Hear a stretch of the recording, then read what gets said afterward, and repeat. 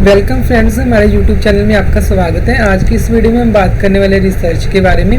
तो चलिए सबसे पहले हम रिसर्च का मीनिंग एंड डेफिनेशन देखते हैं, उसके बाद हम रिसर्च की टाइप्स के बारे में पढ़ेंगे।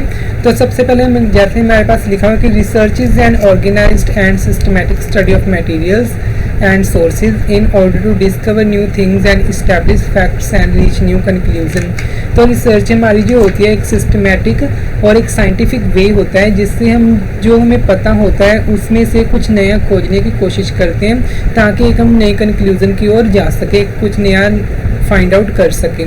तो रिसर्च हमारा जो दो वर्ड से मिलकर बना हुआ है, री प्लस सर्च, जिसका मतलब होता है रिसर्च किसी चीज़ को दोबारा से रिसर्च करना, और एक systematic and scholarly application and scientific method होता है, और जर्नी होती है जो हमारी एक नाउन टू अननाउन थिंग की ओर, जो हमें पता है उसमें से हम अननाउन की ओर एक कुछ नया खोजने की जब कोशिश करते हैं तो वो रिसर्च होती है। तो ये थी हमारे मीनिंग। तो अब हम चलते हैं टाइप्स ऑफ रिसर्च। सबसे पहले हमारी आती है जो होती है बेसिक रिसर्च। वैसे तो हमारी जो रिसर्च है वो काफ़ी तरह की होती है, लेकिन आपके स्टैंडर्ड के हिसाब से हम जो मेन रिसर्च है अभी आज वो पढ़ रहे हैं। इसके बाद हम डिटेल में सभी जितने भी टाइप्स की रिसर्च हैं उनके ऊपर अलग अलग पार्ट्स में वीडियो लेकर आएंगे। तो आज हम सबसे पहले देखते हैं basic research. Research for the sake of enhancing knowledge is termed as basic research. ये बिल्कुल सिंपल सी लैंग्वेज में लिखा हुआ है जी। जो हम रिसर्च हमारी जो नॉलेज है उसको बढ़ाने के लिए, इंक्रीज़ करने के लिए करते हैं, उसे हम बोलते हैं हमारी बेसिक रिसर्च। इसे हम जो होती है हमारी बेसिक रिसर्च, इसे हम फंडामेंटल रिसर्च और प्योर रिसर्च भी बोलते हैं। This research is carried out to increase understanding of fundamental principles. जो हमारे फंडामेंटल प्रिंसिपल्स होते हैं हमारे किसी भी फील्ड के, उनको समझने के लिए हमारी जो बेसिक रिसर्च है उसकी थ्योरेटिकल पोर्शन, या क्योंकि ये मेनली थ्योरेटिकल ही होती है, तो उसके जो बेसिक प्रिंसिपल्स और फंडामेंटल्स होते हैं उनको, उनकी नॉलेज को गेन करने के लिए हमारी बेसिक रिसर्च कैरिड आउट की जाती है। ये कंप्लीट थ्योरेटिकल होती है और ये कंसेप्ट बेस्ड होती है हमारी बेसिक रिसर्च, और ये मेनली ज़्यादातर होती है जो यूनिवर्सिटीज़ होती हैं ना, जिनमें हमारा रिसर्च का वर्क होता है, उनके द्वारा बेसिक रिसर्च ज़्यादा कैरिड आउट की जाती है। जो हमें आंसर देती है हाउ का, जिसे हम हिंदी में बोलते हैं कि कैसे। जैसे हमारे पास एग्जांपल लेते हैं हम, how did universities begin, how did university begin. तो जैसे ये बताते हैं किसी भी चीज़ की, किसी भी यूनिवर्सिटी की शुरुआत कैसे हुई, तो जहाँ पे कैसे आ गई, इसी हाउ का हमें आंसर देती है हमारी बेसिक रिसर्च। नेक्स्ट हम देखते हैं, नेक्स्ट हमारी है अप्लाइड रिसर्च। अप्लाइड रिसर्च को हम प्रैक्टिकल रिसर्च भी बोलते हैं। जो जैसे हमने मान लीजिए कोई पहले रिसर्च की हुई है, अगर हमने उसी रिसर्च की हुई रिसर्च को कहीं और पे हमने अप्लाई करना होता है, किसी और फील्ड में हम अप्लाई करके देखते हैं कि वहाँ पे आती है, हमारा जो रिजल्ट्स हैं वो हमें मिलते हैं, तो उसे हम अप्लाइड रिसर्च बोलते हैं। अप्लाइड रिसर्च जो हमारी होती है जो हमारी जो जैसे फॉर एग्जांपल हमारी जो फील्ड ऑफ एजुकेशन होता है, पॉलिसी इवैल्यूएशन एंड कॉन्ट्रैक्ट्स होते हैं, तो इनमें हमारी अप्लाइड रिसर्च हम यूज़ करते हैं। जो रियल लाइफ में जो है वो हम इसे अप्लाई कर सकते हैं, हमारी रियल लाइफ सिचुएशंस में हमारी अप्लाइड रिसर्च को हम अप्लाई कर सकते हैं। जिनमें जो आंसर देती है हमें वाई का आंसर देती है। वाई का मतलब जैसे हमारा फॉर एग्जांपल होता है रीज़न होता है जो हमारा why our product not sell, जहाँ हमारे जो कस्टमर्स हैं हमारे प्रोडक्ट को लेना क्यों नहीं पसंद कर रहे हैं, तो जहाँ पे भी हमारा कोई रीज़न आ जाता है, वाई को हमारे को जो आंसर देते हैं वो हमारी अप्लाइड रिसर्च होती है। नेक्स्ट हम देखते हैं हमारी जो रिसर्च आती है एम्पेरिकल रिसर्च।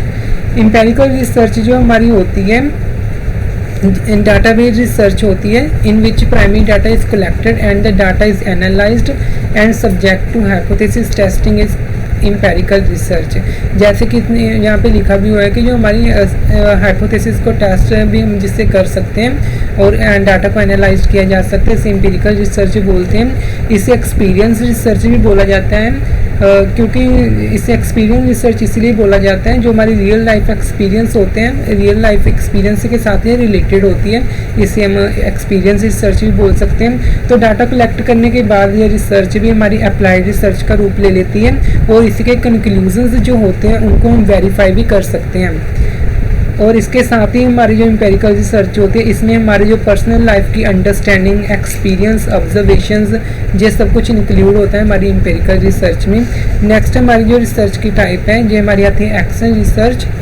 एक्शन रिसर्च जो हमारी होती है, it is a part of applied research. हमने जो भी पढ़ी थी अप्लाइड रिसर्च, उसी का एक सब पार्ट होती है हमारी action research. It intends to find out immediate solution for a problem that the society is actually experiencing.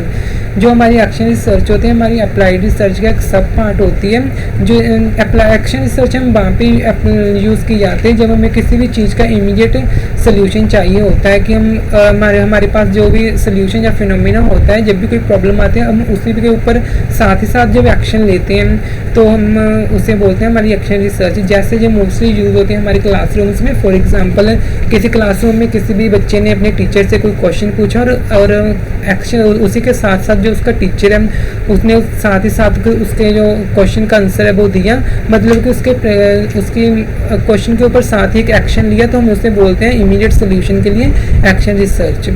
इसके साथ हमारी जो नेक्स्ट टाइप आती है qualitative research. Qualitative research is concerned with qualitative phenomena generally involving study of human behaviour. तो qualitative में हमारी जो रिसर्च होती है जो बेसिकली हमारे जो फीचर्स होते हैं और हमारी जो करैक्टरिस्टिक्स होते हैं उसके साथ रिलेटेड होती हैं। जैसे हमने मान लीजिए किसी में कोई क्वालिटी है या किसी में कोई टैलेंट है तो हम उसे क्वालिटेटिव रिसर्च में इंक्लूड कर लेते हैं। या किसी भी फिनोमिना को जो क्वालिटी वाइज हम फिनोमिना को जनरली कैरिड आउट करते हैं तो उसे हम क्वालिटेटिव रिसर्च बोलते हैं, जो क्वालिटी के साथ रिलेटेड होती है। इसी के साथ एक मिलती जुलती हमारी आती है quantitative research. Quantitative research involves the measurement of phenomena in quantitative terms. हमें मालूम है क्वांटिटेटिव जो टर्म्स हमारी होती हैं वो हमारी होती है न्यूमेरिक टर्म्स में, जो हमें जिनको हम नंबर्स में शो कर सकते हैं। तो जो रिसर्च नंबर से रिलेटेड होती है उसे हम बोलते हैं, जो नंबर के साथ रिलेटेड होते हैं और जिसे हम काउंट कर सकते हैं उसे हम क्वांटिटेटिव रिसर्च बोलते हैं। नेक्स्ट जो हमारी आ जाती है हमारी लॉन्गिट्यूडनल रिसर्च। लॉन्गिट्यूडनल रिसर्च हमारी research is spread long period of time, जो हमारी एक लंबे समय तक रिसर्च चलती है जिसको हम long period of time carried out करते हैं उसे हम लॉन्गिट्यूडनल रिसर्च बोलते हैं। और इसे हम और भी बोल सकते हैं, जैसे जब हम लॉन्ग पीरियड के लिए सेम लोगों को डिफरेंट टाइम पर स्टडी करते हैं तो उसे लॉन्गिट्यूडनल रिसर्च कहा जाता है। जो क्वालिटेटिव रिसर्च होती है ये एक तरह की हमारी क्वालिटेटिव रिसर्च ही होती है, क्योंकि हम डिफरेंट टाइम पे कुछ लोगों के एक ही तरह के सेम लोगों को डिफरेंट टाइम पे उनकी क्वालिटीज़ को चेक करते हैं कि उनमें क्या क्या डिफरेंसेस आ रहे हैं। तो हमारी ये लॉन्गिट्यूडनल रिसर्च होती है। इसी के साथ हमारी जो आती है लास्ट वाली simulation research. Research involving creation of an artificial environment which is very similar to real environment is called simulation research। जो सिमुलेशन जो रिसर्च होती है हम सिमुलेशन रिसर्च में हमारा जो रियल इन्वायरमेंट होता है बिल्कुल उसी के जैसा हम एक आर्टिफिशियल इन्वायरमेंट क्रिएट कर लेते हैं, उसी के जैसा हम एक फिनोमिना तैयार कर लेते हैं जिसमें हम अपनी रिसर्च को वो कैरिड आउट कर सकें। मतलब कि सेम टू सेम जो एक हमारी रियल लाइफ के जब हमने जो भी में प्रॉब्लम जब जिसके में हमारा जो हाइपोथेसिस क्रिएट करते हैं उसके इन्वायरमेंट के जैसा हम बिल्कुल एक आर्टिफिशियल इन्वायरमेंट तैयार कर लेते हैं हम अपनी ओर से। तो उसमें हम जब रिसर्च लगाते हैं तो हम उसे बोलते हैं सिमुलेशन रिसर्च। तो ये हमारी कुछ मेनली हमारी जो टाइप थी रिसर्च की। अगर आपको जो हमारी वीडियो अच्छी लगी हो तो हमारे चैनल को सब्सक्राइब जरूर कीजिएगा और इस वीडियो को लाइक करना ना भूलिएगा। Thank you for watching. मिलते हैं हमारी नेक्स्ट वीडियो में।